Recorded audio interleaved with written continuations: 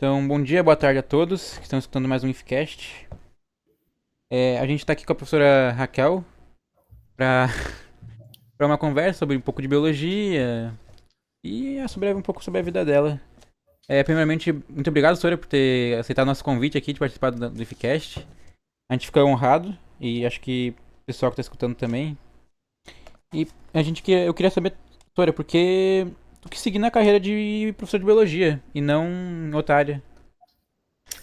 Então, bom, primeiramente, bom dia, boa tarde ou boa noite, né? Dependendo do horário que os nossos ouvintes vão nos ouvir. Quero agradecer de volta o convite, fico lisonjeada por ter sido convidada, é um prazer. É o meu primeiro podcast da minha vida, então estou me sentindo muito lisonjeada.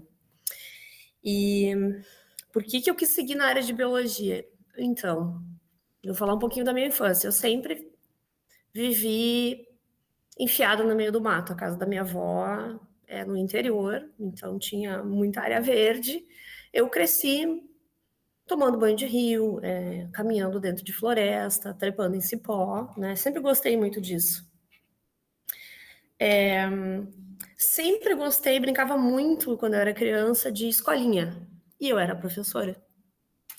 Só que eu fui crescendo e nunca me dei conta dessas minhas preferências, nunca veio para o consciente, né? No ensino médio, ali pelo segundo ano, eu lembro de estar meio que em dúvida entre ciências da computação e arquitetura, porque eu gostava muito de geometria espacial, adorava, conseguia fazer os cálculos, compreendia bem. E tinha ideia de fazer uma dessas duas faculdades. Só que no terceiro ano do ensino médio, nós aprendemos genética. E eu me apaixonei. Eu queria trabalhar com genética, eu queria mexer com engenharia genética. Eu nem sabia direito o que era na época, né? Tanto é que eu perguntava para os professores de cursinho, que curso que eu tenho que fazer para trabalhar com engenharia genética? Que faculdade que tem curso de engenharia genética? Não existe uma faculdade de engenharia genética, obviamente, né? Existem faculdades que depois o profissional pode se direcionar para essa área que é a genética. E aí, por conta disso, eu entrei na biologia. E entrei na biologia, ciências biológicas é o nome do meu curso. Mas eu tinha uma certeza, não vou ser professora. Não gosto, não tenho paciência com criança, com alunos. Mas, mesmo assim, eu fiz licenciatura e bacharelado. O bacharelado, ele habilita o biólogo a trabalhar em unidades de conservação, trabalhar com pesquisa científica, trabalhar em zoológicos, né? E a licenciatura nos habilita para ser professores, né? E aí eu entrei na licenciatura como uma carta na manga. Bom, se eu não arrumar emprego em nada, vou virar professora. É assim, é como se fosse um plano B. E no meio da graduação já estava trabalhando, estava fazendo estágio num laboratório de pesquisa, então já estava tendo contato com pesquisa científica, já mais ou menos sabia que era uma coisa que eu gostava, queria trabalhar com pesquisa científica. E eu lembro que abriu, eu não vou saber precisar o ano, mas abriu inscrição para contrato temporário para professor do Estado. E vaga para língua inglesa. E aí, quais eram os requisitos? Ter uma determinada carga horária mínima e cursar uma licenciatura, não era necessário ser formado. Eu tinha carga horária, já fazia inglês há muito tempo, curso, né, cursinho de inglês, e fazia uma licenciatura, me inscrevi despretensiosamente. E eu fui chamada. E aí, eu disse, pá, vou lá, vou assumir. E aí eu comecei a dar aula em 2006. Não vou lembrar do ano, mas enfim, o ano não importa. Comecei a dar aula de língua inglesa. Fui lá e super nervosa, suei horrores no meu primeiro dia de aula, era um dia de inverno. Acho que eu comecei em agosto. Tava muito nervosa, tava com muito calor porque eu tava nervosa. E comecei a dar aula. E aí eu comecei a ver, eu gosto de fazer isso, é legal. Então, para mim, começou a ser satisfatório preparar a aula, né? Pensar em como ensinar os estudantes, mesmo que não fosse a minha área, né? De formação. E aí eu comecei a perceber, não, eu gosto de fazer isso. E aí eu comecei a me lembrar da minha infância, quando eu brincava muito de escola, de escolinha. Eu tinha um quadro, inclusive, daqueles quadros verdes, né? Tinha giz, brincava muito com aquilo. E foi aí que eu me dei conta que eu gosto de ensinar, né? E durante todo o meu tempo de escola, eu sempre fui muito de ajudar os colegas, então eu sempre sentava muito com colegas para ensinar conteúdos quando os colegas não sabiam. Então foi ali, foi num contrato emergencial do Estado, para a língua inglesa, que não é a minha área, que eu percebi que eu gostava de dar aulas, né? E aí eu trabalhei por 5 anos numa escola do Estado. Aí eu me formei e vim para Porto Alegre para fazer mestrado e doutorado, porque a pesquisa científica é uma área que eu gosto também, né, uma área de atuação do biólogo, né? E que é um ramo que eu pretendo retornar, né? Estou com ideias de fazer um pós-doutorado, né? E aí vim para Porto Alegre, fiz meu mestrado, fiz meu doutorado, e fui fazendo concursos. Aí passei num concurso para professora de ensino fundamental em Novo Hamburgo, trabalhei por um ano e fiz o concurso depois para o IFSUL, aprovei e entrei. E eu gosto da rede, da nossa rede, porque ela me permite as duas coisas que eu gosto, que é a docência e a pesquisa, embora a pesquisa esteja afastada, né, desde o final do meu doutorado, mas eu já estou em processo de estreitamento de laços com um grupo de pesquisa da URGS, né, que inclusive eles já têm uma parceria com a gente aqui num projeto de extensão, e está nos planos futuros, né, talvez voltar para pesquisa científica, né, trabalhar na docência, que eu gosto muito, me traz muita satisfação. Eu sou professora por escolha, embora não tenha sido logo de cara, né, foi uma... A minha fala agora vai ser pseudocientífica, mas foi uma conjunção de astros, digamos assim, né, embora eu não acredite em conjunção de astros, mas, né, para usar a expressão. Mas hoje eu sei que eu estou na docência por escolha. Eu gosto do que eu faço. Basicamente é isso, da minha escolha pela biologia e pela... Sempre tive muita curiosidade, sempre assisti muito quando criança programas que explicavam as coisas, né? Então, a ciências naturais como um todo, que abarca a biologia, química e física, sempre me atraíram muito. Eu sempre fui muito curiosa para entender como as coisas acontecem, como as coisas funcionam, os fenômenos naturais, né? Então, é uma área que me atrai bastante. Então, isso explica o meu pezinho na biologia, mas eu entrei por causa da genética, e é a minha área de formação. Meu mestrado é em genética e biologia molecular, e o meu doutorado daí em biologia celular e molecular. Então, esse é o meu chão dentro da biologia. Aproveitando que tu já puxou ali do projeto da URGS que tu quer fazer, voltar a fazer pesquisas, quais projetos que tu já fez assim na vida? Pode, por exemplo, citar esse da URGS, né, que eu Uhum. conheço ele do IFMaker, né, que abriu há pouco Isso. tempo, Uhum. e quais tu pretende fazer aqui no IFSU ou em qualquer outro lugar. Então, coisas que eu já trabalhei. Eu trabalhei, quando eu comecei minha iniciação científica, eu trabalhava com fungos. Era um tipo de fungo que ele gera um cogumelo comestível, né? A gente conhece como cogumelo ostra, né? E ele tem um potencial muito grande para ser empregado na remediação de efluentes de indústria têxtil e de indústria papeleira, ou seja, para limpeza, para detoxificação, para remoção de compostos tóxicos desses efluentes. Então, eu trabalhei muito tempo com essa parte, né? Então, o que se fazia naquela época era otimizar o meio de cultivo desse fungo, né? Onde ele é crescido, para que ele pudesse ser colocado ou crescer em efluentes e poder limpar aquele efluente, né? Então, ali não era dá para dizer que é uma área mais da microbiologia, né? Depois eu troquei de laboratório, eu trabalhei aí sim, mais com biologia molecular, trabalhei com um organismo modelo chamado C. elegans, que é um nematóide de vida livre, bem pequenininho, que é muito legal de trabalhar também, ele é super fácil de manter em laboratório.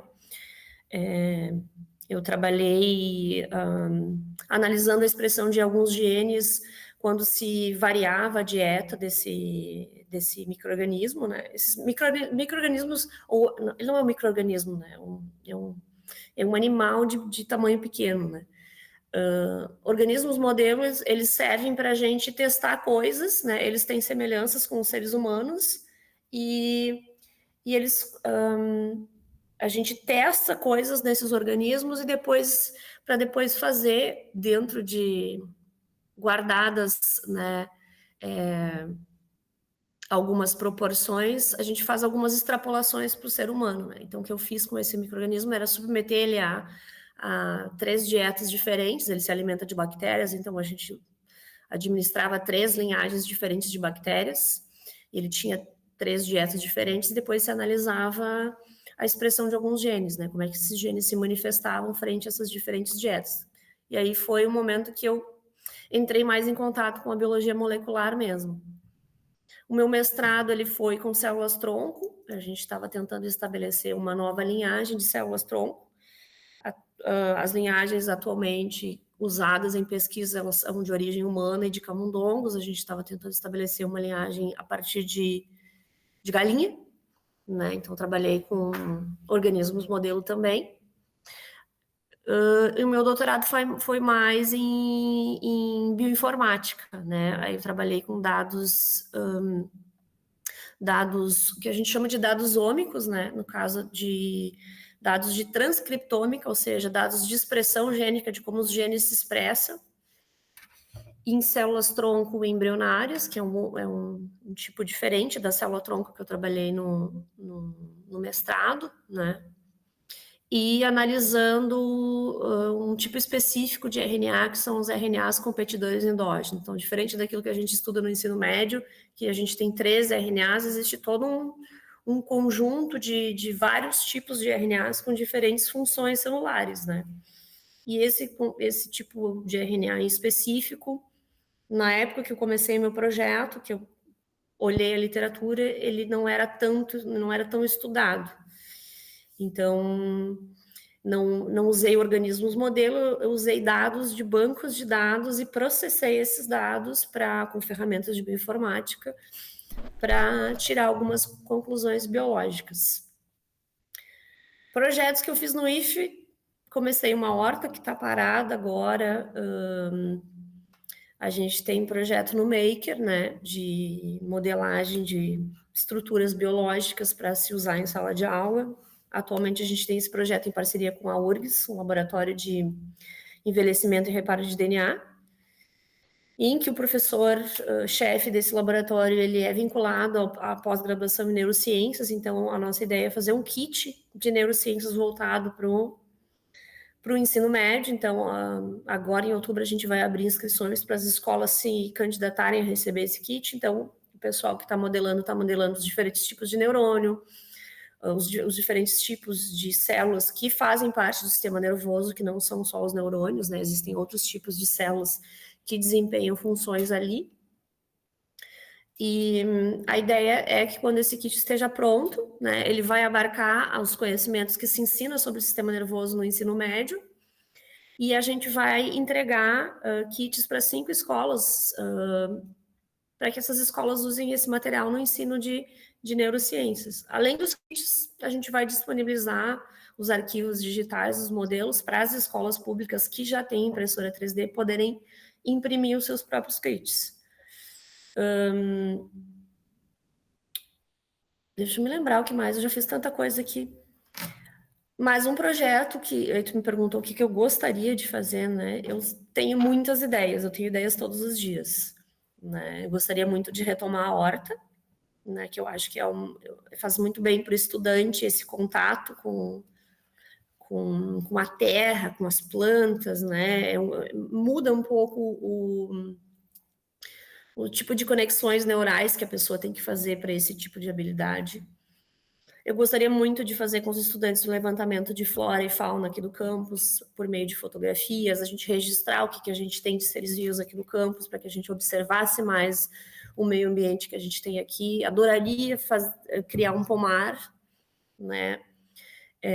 Estou com ideia também de trazer colmeias de abelhas sem ferrão, porque eu acho que Muita gente conhece muito pouco desse tipo de abelhas, são abelhas nativas, elas não têm ferrão, né? Elas também produzem mel, é uma forma de valorizar espécies que são nossas, fazer com que os estudantes conheçam. Gostaria de fazer um clube de ciências para discutir as últimas notícias, as últimas divulgações científicas que saem todos os dias com os estudantes, né? Até para promover um letramento científico e combater a desinformação, combater as fake news que, infelizmente, proliferam a rodo nas redes sociais. Gostaria de fazer um projeto que envolvesse pesquisa, eu voltar a pesquisar, mas levar também alunos nossos do ensino médio para pisar dentro de laboratório de pesquisa, para trabalhar com pesquisa científica também, já no ensino médio, né? E gostaria muito, esse é um que eu gostaria de implementar antes de me aposentar, talvez propor uma pós-graduação em ciências da natureza aqui no campus, né? Para a gente ter como público-alvo os professores da rede pública, né? Qualificar, promover, né? Qualificação de professores de ciências da nossa rede pública municipal de ensino. Basicamente é isso. Se tu fizer essa mesma pergunta sobre projetos que eu gostaria de fazer amanhã, eu vou ter mais 4 ou 5 ideias de coisas que eu gostaria muito de fazer, mas que a gente não tem perna, né? Nem recurso humano e financeiro para implementar. Mas, assim, acho que eu dei um panorama geral do que eu já aprontei por aí de projetos. Então, uma dúvida que eu fiquei aqui, né, que eu já conversei com outros professores sobre isso, que eles falaram que eles gostariam de fazer pesquisas no nome do IFSU, eu queria saber se é difícil fazer pesquisas no IFSU por ser um colégio, né, focado mais no ensino médio, no ensino técnico. Não é difícil pelo foco, né? Isso é tudo questão de abrir uma área, né? Mas a questão da pesquisa científica no Brasil como um todo, ela é difícil porque não é uma área que muitas pessoas ou que muitos governos, digamos assim, entendem como uma área essencial, né? E se a gente fosse abrir pesquisa aqui no nosso campus, na minha área, por exemplo, que é a biologia celular e molecular, a gente não tem uma estrutura física. Precisa de toda uma estrutura de laboratório, né? Para que se possa fazer minimamente pesquisa. A gente não conseguiria, por exemplo, usar o multidisciplinar para trabalhar com ensaios, com experimentos de biologia celular e molecular, né? Precisa de uma série de equipamentos, os equipamentos são caros. Então, o começo é difícil, mas não é impossível. Assim, eu não tenho nenhum impedimento real aqui dentro do campus de iniciar pesquisa científica aqui, né? A questão seria mais a estrutura física mesmo. Teria que se fazer projeto para agência de fomentos, né? Conseguir verbas, né? Com agências de fomento ou estaduais ou federais, né? E começar aos poucos comprar equipamentos e ter uma sala para isso, né? Mas, assim, eu não vejo a pesquisa científica desvinculada do ensino, né? A gente tem que sempre ter a tríade ensino, pesquisa e extensão. Então, o ideal é que a gente, para se desenvolver pesquisa na biologia, que a gente tivesse uma licenciatura, né, em biologia. A gente não vai ter um tecnólogo em biologia, né? Nem sei se existe, eu acredito que não exista, né? Mas dentro da vocação do Instituto Federal, a gente não teria curso de bacharel em biologia, né? A gente teria uma licenciatura, que é, sim, a vocação dos institutos federais, e dentre, né, os cursos que devem ser oferecidos estão licenciaturas, então a gente seria interessante estabelecer uma licenciatura em biologia, para daí, sim,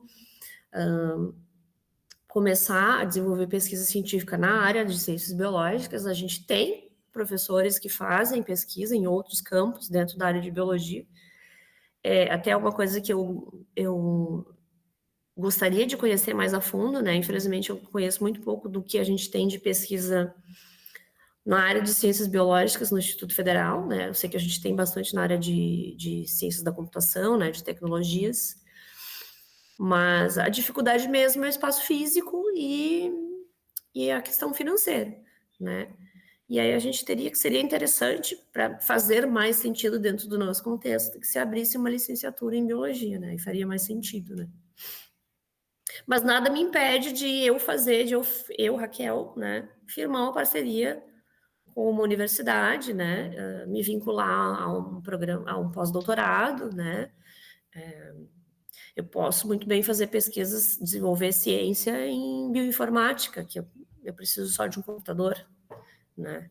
Meu doutorado foi todo em um computador. Claro, são computadores que têm que ter um desempenho um pouquinho acima da média, né? São máquinas que são mais potentes, né? Tem processadores melhores, mas uma área que daria para começar aqui de pesquisa, que seria mais tranquila de começar, seriam pesquisas na área de bioinformática, que é uma área que eu gosto muito também, e não sei também se não acabaria enveredando para essa linha mesmo. Bom, fazendo uma pergunta agora mais para saindo da área acadêmica, né, a área do IFSU, a gente vê que tem muitas destruições à natureza, principalmente no Brasil, com as queimadas. Por exemplo, se a partir, por mais que seja né, uma utopia isso que eu tô falando, mas tipo, se a partir de hoje seja 100% de foco, restaurar a natureza e todos os governos do mundo vão fazer isso para recuperar a natureza, tem alguma coisa que a gente já destruiu tanto nós como humanidade que não tem como ser recuperado? Ah, eu sei que a parte de vegetação na Europa é uma parte que está bem degradada, né? Mas eu não, assim, como a minha formação não é na área ambiental, meu conhecimento é bastante superficial nessa parte. A, a gente não está num ponto de não retorno, no caso da Mata Atlântica, né? Mas em termos de degradação, é um dos biomas que a gente tem mais degradado, né? E se não se fizer nada, a tendência é que ela desapareça, né? Eu posso citar, assim, em termos mais genéricos, são espécies que foram extintas, né? As espécies que desapareceram, a gente não tem até o momento, por mais que existam empresas trabalhando nisso, a gente não tem tecnologia para fazer voltar essas espécies voltarem a existir, né? Então, tudo que se extinguiu de espécies e aí, quando eu falo de extinção aqui, eu falo de extinções ocasionadas por ação humana, né? Essas a gente não tem, não há mais o que fazer, né?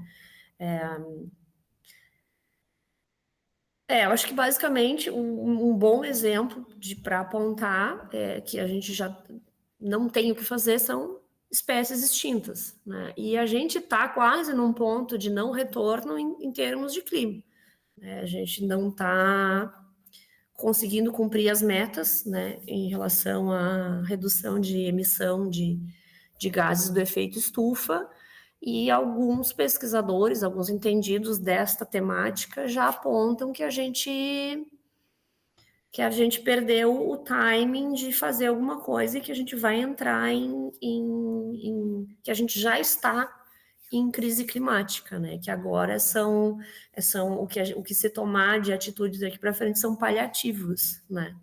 A gente já perdeu o momento de frear a progressão do aquecimento global.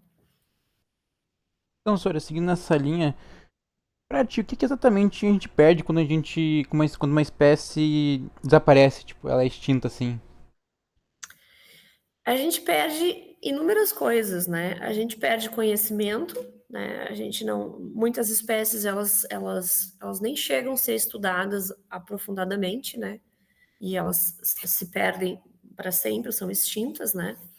A gente precisa sempre lembrar que muitos dos produtos, dos medicamentos, das tecnologias que nós usamos no nosso dia a dia, elas vêm da natureza, do meio ambiente. ou elas são inspiradas em seres vivos, em estruturas, em reações químicas, em abordagens que existem nos seres vivos, né? Então, pode ser que com a perda de uma espécie, a gente esteja perdendo uma tecnologia que seja muito útil para a gente. Eu sempre gosto de mencionar nas minhas aulas o exame de PCR, que foi muito difundido, ficou muito famoso durante a pandemia. A gente só tem essa tecnologia porque alguém resolveu estudar uma arqueobactéria que vive em fossas termais e entendeu toda a biologia básica desse ser vivo, e alguns elementos da biologia básica desse ser vivo foram transportados e usados nessa tecnologia que hoje a gente usa para detectar COVID, né? Então, é um ser vivo que ele não é visto a olho nu, né? Passaria batido, seria muito difícil de as pessoas darem certa importância para esse ser vivo, mas se alguém não tivesse parado para estudar esse ser vivo lá atrás, hoje a gente não teria esse exame que é super preciso para identificar a COVID e outras, né? E outras doenças também, fora toda a aplicação do PCR, da PCR, na verdade. O nome, né, por extenso, é reação em cadeia da polimerase. A gente tem toda uma aplicação dela na pesquisa científica, uma técnica para biologia molecular é uma técnica que é básica, assim, todo mundo que trabalha com biologia molecular vai fazer PCR em algum momento. Eu fiz muito no meu mestrado. Então, quando a gente perde conhecimento, né? E a gente sempre precisa lembrar que a gente tem que mudar essa visão antropocentrista que a gente tem das coisas, que nós somos a espécie mais importante, a mais inteligente. A gente faz parte, na verdade, de uma grande teia, né? Nós dependemos de outros seres vivos, né? E toda vez que a gente remove algum elo dessa teia, ela se desmonta. Em algum momento, de tanto remover esses elementos que compõem essa grande teia que é mundial, ela vai entrar em colapso, né? Então, claro que a gente não pode ter uma visão assim de extremos, né? Vamos preservar tudo. Ou então vamos destruir tudo porque a gente precisa de progresso, a gente precisa de indústria. Eu acho que falta para o ser humano uma visão um pouco mais de meio termo. Se a gente estudar, pesquisar o suficiente, a gente consegue chegar em medidas, em tecnologias, em abordagens que sejam meio termo, que a gente consiga equilibrar preservação com progresso, né? Mas quando a gente perde uma espécie, falando de um ponto de vista mais utilitarista, a gente perde conhecimento, a gente pode estar perdendo tecnologia, a gente pode estar perdendo um medicamento, a gente pode estar perdendo a cura para uma doença. E a gente está mexendo nessa teia, que é para ela se manter funcional, ela tem que ter todos os seus elementos. A partir do momento que a gente, como eu falei antes, vai tirando espécies, essa teia vai colapsar em algum momento e a gente vai ter desequilíbrios, né? A gente só tem muito mosquito na cidade e que isso nos incomoda e a gente se força a comprar produtos para combater esse excesso de mosquito, ou de moscas, ou de insetos, porque a gente tem um desequilíbrio, a gente não tem o predador desses animais. Então, se eu não tenho predador, eu acabo tendo um excesso de algumas populações e eu tenho que desenvolver produtos, eu tenho que comprar produtos para lidar com esse problema, que eu não teria se a teia alimentar local ela fosse mais equilibrada. Então, Sara, tu falou sobre a gente se ver como centro, né, da teia. Eu queria te perguntar por que, assim, alguns animais a gente recebe mais atenção que outros. Tipo, que a gente se lembra, assim, a gente pensa nos pandas vermelhos, mico-leão dourados, mas a gente deixa alguns de lado. Veria por que, assim? O cidadão comum, o indivíduo médio, ele vai sempre proteger aquilo que ele se conecta emocionalmente, né? E aí um panda vermelho, ele é bonitinho, né? Ele é fofinho, ele parece um ursinho. Então, geralmente quando o animal ele é bonito, ele é atraente aos olhos, ele engaja mais o público, né?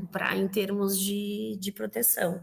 Porque as pessoas nem sempre entendem a importância da preservação de uma espécie. Mas se ela for bonitinha, aí as pessoas tendem a querer preservar. Nossa, coitadinho, como que vai matar um bichinho tão bonitinho? Mas se for pensar, quando a gente olha mais para os anfíbios, né, que são os sapos, as rãs, as pererecas, que são animais que são taxados de animais feios, de venenosos, de nojentos, as pessoas já são mais reticentes ou elas tendem a dar menos suporte para campanhas de preservação. Por isso que a gente não pode se apoiar na preservação só no visual, só em como o animal é. As campanhas de preservação, elas buscam muito informar as pessoas. Quanto mais o indivíduo ele conhece aquele ser vivo que precisa de proteção, mais ele tende a entender o porquê que aquele ser vivo é protegido. Ele precisa ser protegido, né? Então, as campanhas que se fazem em prol de espécies que estão ameaçadas, elas têm sempre vinculado a ações de educação ambiental, né? E principalmente voltado para as crianças, né? Mas também para adultos, para que as pessoas conheçam aquele animal, entendam a importância dele, entendam o papel dele naquele ambiente onde ele está, ou seja, naquela grande teia que ele participa, por que ele tem que estar ali, por que a remoção daquela espécie vai ser um problema, né? Mas, infelizmente, a gente esbarra nisso. Os animais mais fofinhos que muitos indivíduos vinculam emocionalmente, geralmente eles acabam sendo mais favorecidos em termos de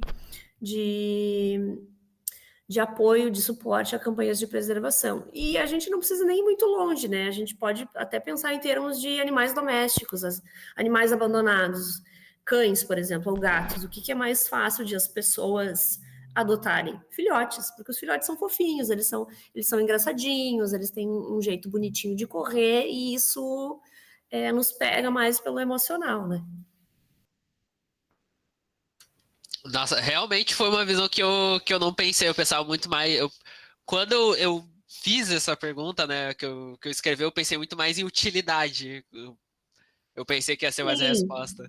Tem também a questão de utilidade, mas quando a gente pensa em animais silvestres, né, eles não são silvestres, logo não são domesticados, então eles não têm necessariamente uma utilidade direta para a gente, né, porque eles não, diferentemente de galinhas, de vacas, de cavalos, que são animais que têm uma utilidade mais direta, ou na alimentação, ou né, em transporte, por exemplo, os cavalos, os esportes, né, eu ainda acho que a utilidade do animal, no caso do animal silvestre, ela é mais secundária, né?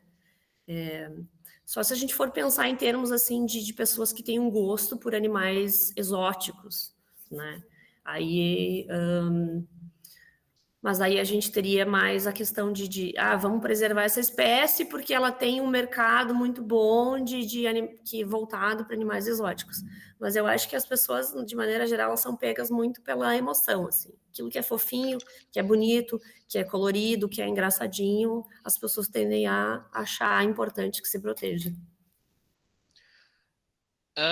Voltando um pouco na teia ainda, qual espécie que, pensando nessa teia, assim, se ela fosse extinta, ia causar um grande desequilíbrio ambiental? Então, não existe nenhuma espécie que eu possa pontuar, né? Se a gente remover essa, vai ser o colapso total, né? Uma, porque a gente tem muitos tipos de seres vivos diferentes, né? E todos eles, dentro da sua teia local, têm a sua importância. Então, por conta dessa conexão dos seres vivos todos entre si, e todo mundo desempenha um papel, todos são importantes, né? Não existe um pilar, né, que sustenta tudo isso.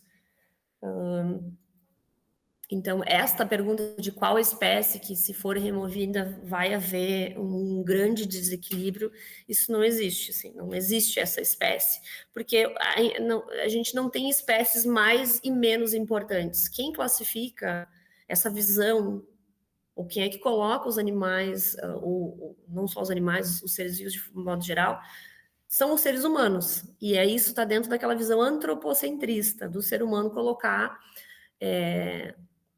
as formas de vida em caixinhas de as úteis e as que não têm serventia. Mas para quem? Para nós. Mas não havendo serventia direta para nós, não significa que aquela espécie ela não tem utilidade nenhuma, né? Ou a espécie que é muito útil para nós é a espécie mais importante que deve ser mantida e preservada, né? A gente precisa olhar para a natureza com outros olhos, né? Com um olhar mais sistêmico, né? A gente não pode olhar só para as coisas que nos servem, né? A gente tem que olhar como que a vida no planeta se organiza para poder entender a importância das coisas a partir da vida como um todo e não a partir do olhar do ser humano. Então, em resumo, não existe este ser vivo que é o mais importante e que precisa ser preservado a todo custo. Sim, sim. Doutora, fiquei me perguntando assim, qual que tu acha que são as causas principais hoje em dia para as espécies em extinção? Ou são as mesmas de antigamente, que é questão de venda, joias, que muitos usam pele, né? A gente tem, são várias as causas, né? A ideia de que, principalmente para animais, né? Que animais exóticos eles são pets, né? Então, espécies acabam sendo retiradas do habitat natural para serem comercializadas sem autorização, né?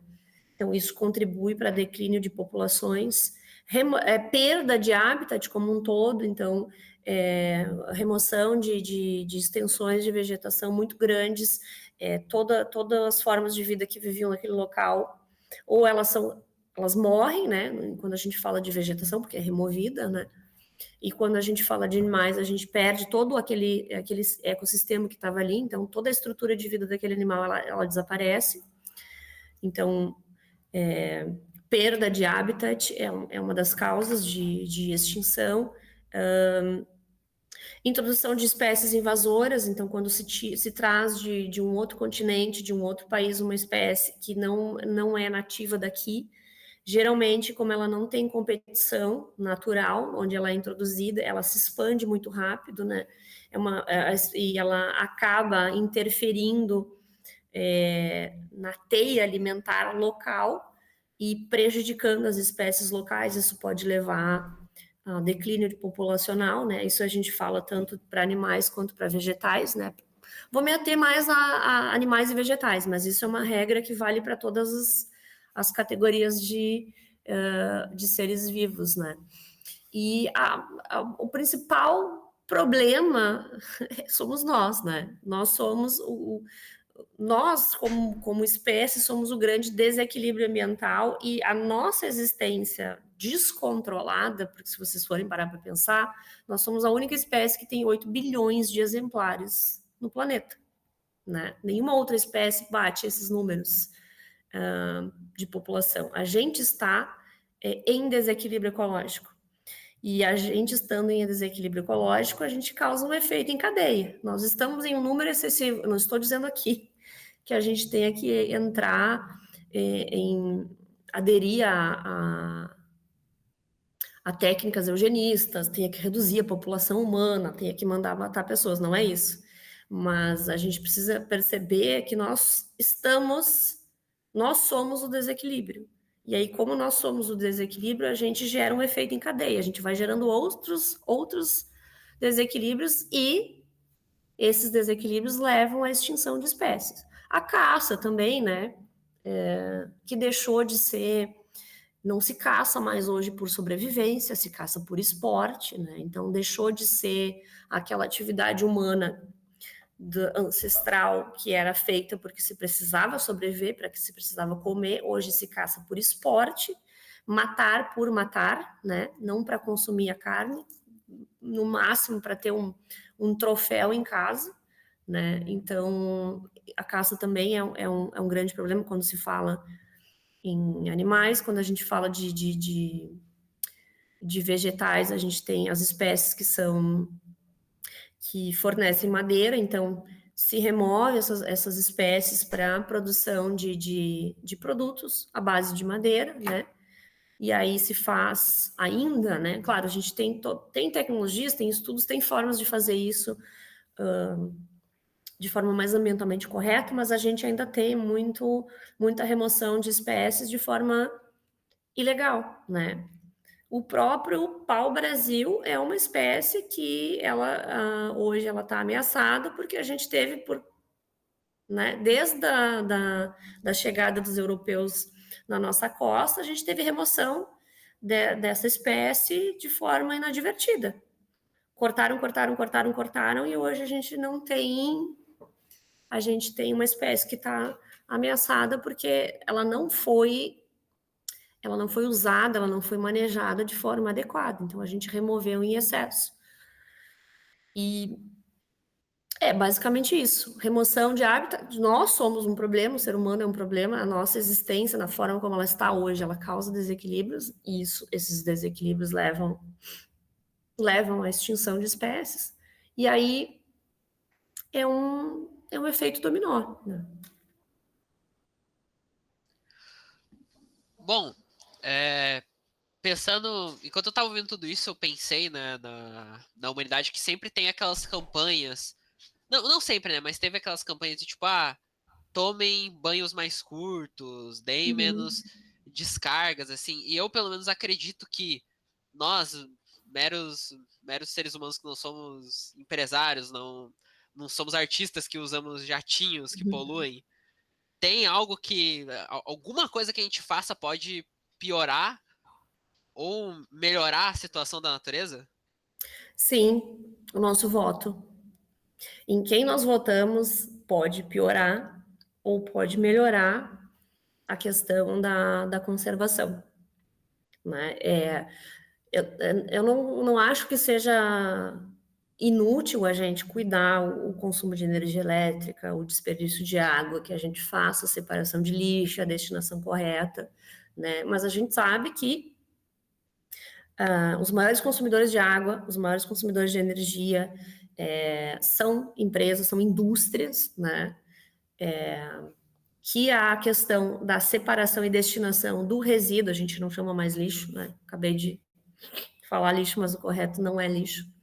Que os verdadeiros responsáveis que deveriam estar agindo na destinação correta do resíduo não seríamos nós, o consumidor final, e sim quem está gerando, né? Quem está nos entregando os produtos em embalagens que geram muitos resíduos. Mas para a gente poder fazer com que essa responsabilidade saia da nossa mão, do consumidor final, que tenha um impacto menor para os verdadeiros responsáveis, a gente faz isso via políticas públicas. E para que a gente tenha as políticas públicas que sejam mais ambientalmente amigáveis, a gente precisa votar direito. Então, a gente precisa sempre acompanhar, ver as propostas dos candidatos, né, muito bem, escolher muito bem em quem a gente vota, né, e não só escolher muito bem, como também acompanhar o candidato ao longo do seu mandato, né, para realmente fiscalizar se ele está cumprindo, ele ou ela, né, pode ser uma candidata também, cumprindo com as suas promessas, né. Eu acho que o brasileiro como um todo dá muito pouca importância para o poder que o voto tem, e é uma coisa que a gente precisa mudar, a gente precisa entender que o voto é a nossa ferramenta de mudança, né, que a gente, e não só, estava falando antes, né, escolher bem e acompanhar o candidato ou candidata, mas e pressionar também, né, existem ferramentas, não vou entrar em detalhes sobre isso, até porque eu não conheço bem todas, mas existem ferramentas que a sociedade civil tem, que ela pode pressionar a classe política, no sentido de que se faça as mudanças que se quer. Então, a minha resposta para a tua pergunta é o voto, a forma como a gente vota, e eu acho que, sem entrar em questões políticas muito aprofundadamente, eu acho que os últimos 8 anos a gente conseguiu ver muito bem como o nosso voto pode, em termos ambientais, ser bom ou ruim para o meio ambiente. Pode ter direcionamento de políticas públicas mais protecionistas para o meio ambiente ou menos protecionistas, ambientalmente falando.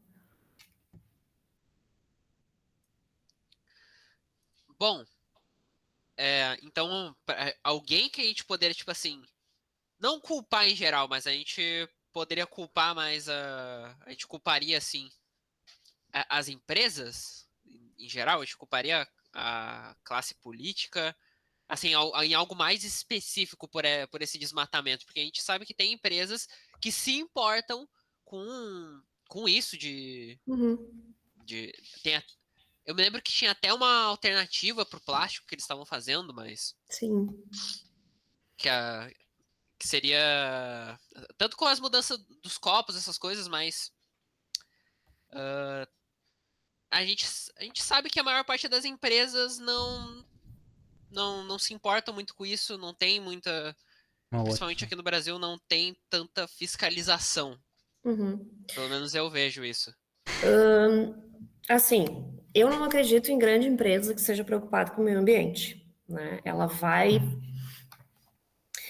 se pintar como preocupada com o meio ambiente, mas geralmente é porque existe alguma pressão de mercado ou em termos de legislação para forçá-la dessa forma. Claro, a gente tem, eu conheço algumas, não sei se dá para chamar de empresa, mas iniciativas, né, que têm essa pegada mais ecologicamente correta, mas estas que eu conheço, elas são menores. Agora, grandes corporações, nenhuma delas tem preocupações reais com o meio ambiente, a menos que isso seja vantajoso economicamente, né? Se tem alguém, entre aspas, que a gente poderia culpar, é o sistema que a gente vive, que é o sistema capitalista, né? Que a gente nesse sistema se precisa sempre ter um lucro cada vez maior, eu preciso vender mais produto, eu preciso lucrar cada vez mais, né? Eu preciso criar mercados porque as pessoas têm que consumir, as pessoas têm que comprar. Esse sistema capitalista que a gente vive hoje é o grande culpado, né? Quando o principal objetivo for o lucro, a gente não vai ter espaço para para a preservação do meio ambiente, ou pelo menos a gente não vai ter uma relação com o meio ambiente mais equilibrada, né? Eu, particularmente, eu não acredito muito em empresas porque a gente pode parar e pensar, tu vai lembrar de algum tipo de propaganda onde a empresa fala, somos ecologicamente corretos, né? Porque isso está vendendo agora. Nesse momento, a empresa mostrar as estratégias ecologicamente corretas que ela tem, faz com que ela venda mais. Então, por trás disso, dessa fachada de gostamos do meio ambiente,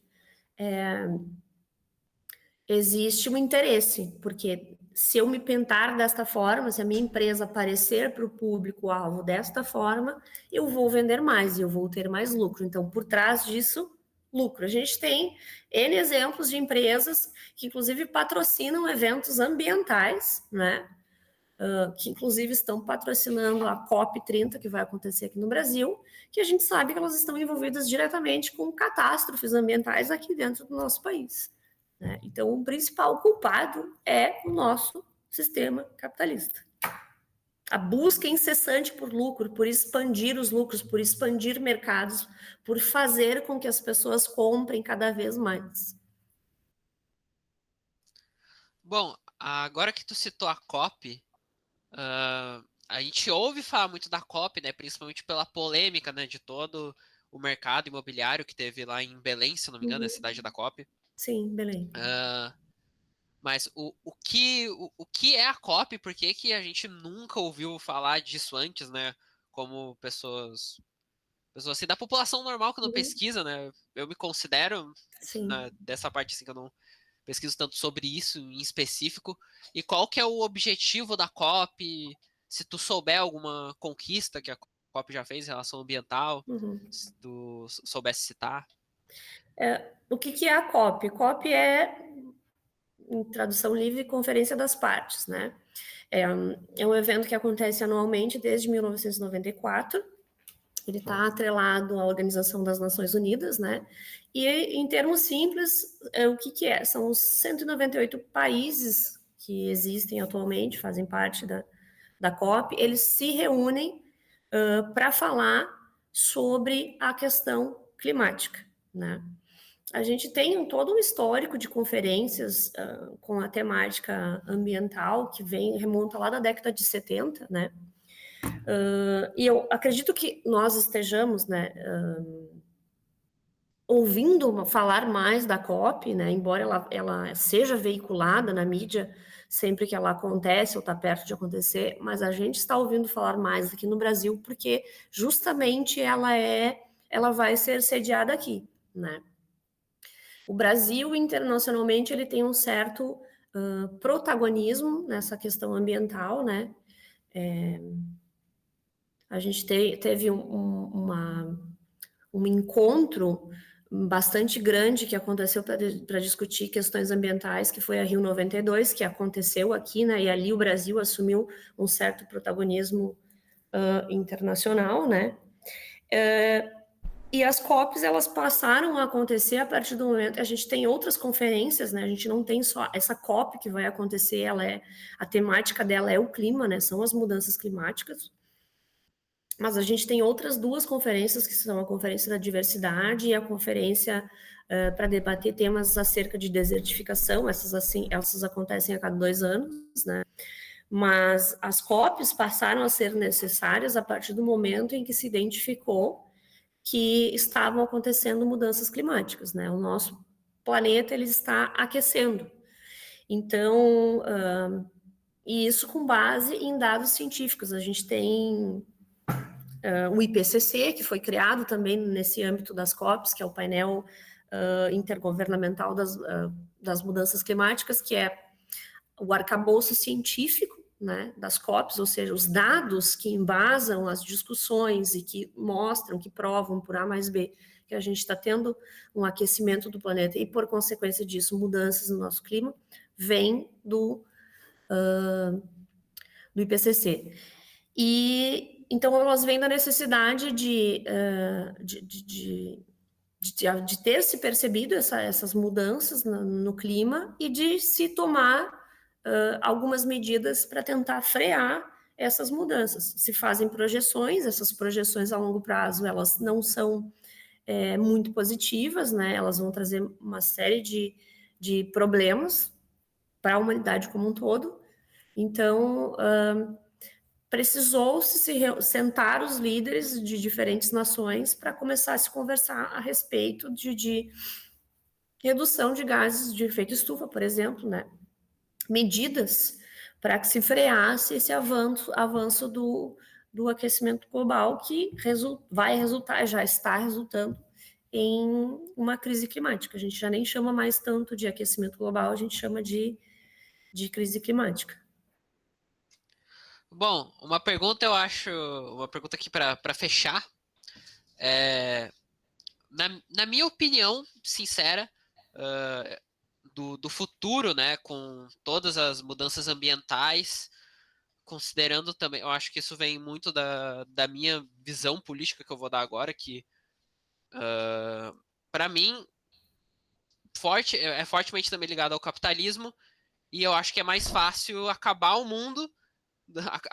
o mundo do que acabar com o capitalismo. Então, qual que é a tua visão pro futuro? Tu acha que tu tem uma visão mais positiva pro futuro em relação do meio ambiente, uma visão mais negativa? Olha, eu sou, por essência, por natureza, otimista, né? Até porque se eu não for otimista, eu vou começar a ficar preocupada, porque, né, talvez quando a coisa estiver no auge, né, da crise climática, quando a coisa estiver bem ruim, eu seja uma senhorinha idosa, né? Então eu acho que eu tenho que ser positiva, tenho que ser otimista para, né, para não enlouquecer, né? Porque eu acredito que ser idosa em extremos climáticos é muito ruim, né? Então, eu tendo a ser otimista, e também porque o ser humano tem uma capacidade de desenvolvimento de tecnologias, de encontrar saídas muito grande. E eu também entendo que A gente tem muitas tecnologias para lidar com essa questão, né? A gente tem muitas alternativas, a gente tem alternativas de combustíveis, a gente já, né, tem muito estudo, tem muita pesquisa, né, para a gente fazer a transição energética de combustíveis fósseis para outras formas, né? A gente tem, tu até mesmo mencionou, a gente tem pesquisas de desenvolvimento de plástico a partir de outras fontes, né, que não o petróleo, né, de plástico biodegradável. E eu acredito muito no progresso da ciência, no desenvolvimento do conhecimento para encontrar essas alternativas. Assim como no passado a gente criou o plástico, que hoje está dentro da nossa vida e já dentro dos nossos corpos também, né? A gente tem toda a capacidade para conseguir criar alternativas, né? Então, eu quero acreditar muito de que a gente está em crise climática, isso é fato, né? Mas que, infelizmente, a gente vai precisar ver a coisa muito exacerbada, né? O cidadão comum vai precisar ver essa crise climática com a sua pior faceta, para entender que algumas mudanças precisam ser implementadas, mas que existe como implementar essa mudança. Só que nesse jogo a gente tem muitos atores, é um xadrez com muitas peças, e não é simplesmente tenho dados, estamos entrando em crise climática, a gente precisa parar de usar combustíveis fósseis, tem muito interesse envolvido. Então, essas trocas, né, de tecnologias, elas não são simples de implementar. Por exemplo, um país que a base da economia dele é a extração, refinamento e venda de derivados de petróleo, para esse país não é interessante a transição energética, porque é acabar com a base da economia do país. Então, um país que tem a sua economia baseada no petróleo, ele vai ser contra a transição energética. Né? Então, é uma questão super profunda, né, que vai muito além da biologia, né, cai em outras áreas, e é muito interessante, e é um tema que a gente precisa ler, a gente precisa entender como que é esse xadrez global que pode acabar com a gente, com a região metropolitana, por exemplo, embaixo da água, que é o que a gente viu ano passado. A gente viu a crise climática embaixo do nosso nariz, né?